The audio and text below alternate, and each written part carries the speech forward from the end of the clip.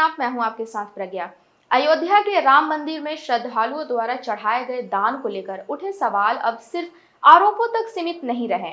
जिस मामले की शुरुआत राजनीतिक बयानबाजी से हुई थी, वह अब एफआईआर, गिरफ्तारियों और गंभीर आपराधिक धाराओं तक पहुंच चुका है। आखिर राम मंदिर के चढ़ावे में कथित गड़बड़ी का मामला कहां से शुरू हुआ और अब तक क्या क्या हुआ, आइए समझते हैं पूरी कहानी। दरअसल गुरुवार को अयोध्या स्थित राम मंदिर के चढ़ावे में कथित घोटाले के मामले में एफआईआर दर्ज कर ली गई। श्री राम जन्मभूमि तीर्थ क्षेत्र ट्रस्ट की शिकायत और एसआईटी की सिफारिश के आधार पर राम जन्मभूमि कोतवाली में 8 लोगों के खिलाफ मामला दर्ज किया गया। एफआईआर दर्ज होने के साथ ही सभी 8 आरोपियों को गिरफ्तार कर लिया गया है। एफआईआर में रामाशंकर यादव उर्फ टिन्नू यादव, अनुकल्प मिश्रा, अविनाश शुक्ला, मनीष यादव, रामाशंकर मिश्रा, सुभाष, करुणेश और लवकुश मिश्रा को नामजद किया गया है। जानकारी के अनुसार अनुकल्प मिश्रा और लवकुश मिश्रा मंदिर में चढ़ावे के नोटों की गिनती का काम करते थे। वहीं सुभाष काउंटिंग इंचार्ज की जिम्मेदारी संभाल रहे थे। इसके अलावा अविनाश त्रिपाठी, करुणेश पांडे, सुभाष और मनीष यादव को हिरासत में लिया गया है।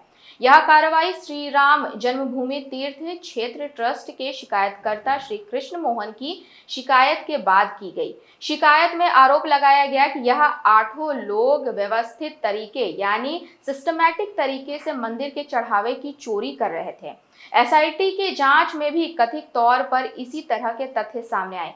यूपी सरकार के निर्देश पर भारतीय न्याय संहिता यानी बीएनएस की धारा 306, 316(5), 317(4), 317(5), 61 और 3(5) के तहत एफआईआर दर्ज कर ली गई है।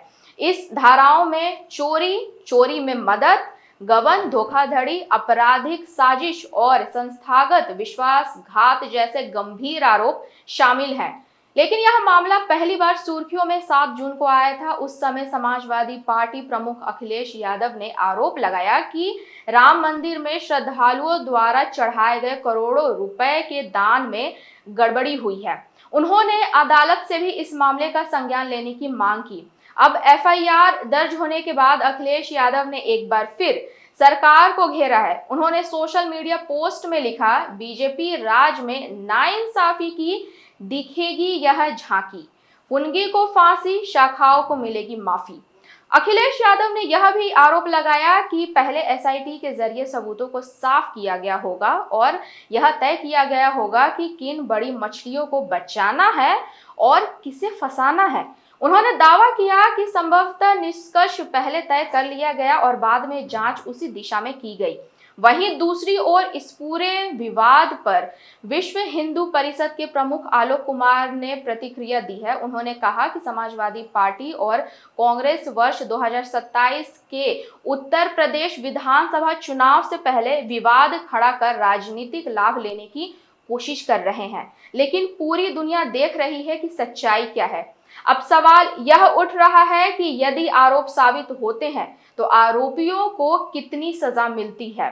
कानून के हिसाब से राम मंदिर चढ़ावे में गबन और आपराधिक साजिश जैसे आरोप सिद्ध होने पर आरोपियों को आजीवन कारावास तक की सजा हो सकती है।